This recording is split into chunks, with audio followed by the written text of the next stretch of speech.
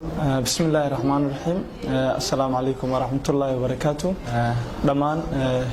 شعبك قبل كليبان خاصة دقمة الدولادو يو دمان شعبك كنول أجارك دقمة الدولادو وحن أوجيسينينا إن ندب حبين كسميني حرون تعافمات كميدا كلينيك دمان شعبينها يو معميشة ميدا كلينيك وحن أوجيسينينا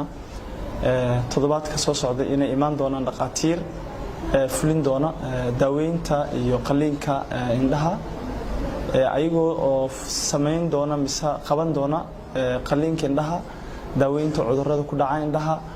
ookaaliyaasha sameynta ookaaliyaasha araga dheer iyo araga dhowba ookaaliyaasha sidoo kale qoraxda iyo adeegyo kale oo aad u badan sidoo kale macaamiisha xarunta caafimaadka ee Meyda waxaan u sheegaynaa inaan ku soo kordhinay raajato casri ah taas oo ay ka howlgalayaan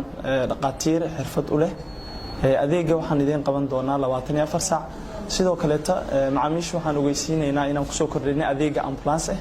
taas oo idin adeegi doonta adigoo soo wacayo telefoonada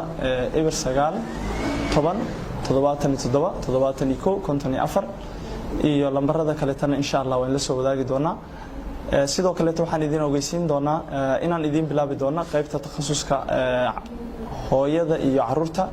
waxayna adeega bilaabi doontaa insha Allah 10 cisho kadib soo dhawaada xarunta mar walba ku soo xirma gacmo furan baan ku soo dhaweynaynaa. Assalaamu calaykum wa rahmatullaahi wa barakaatuh.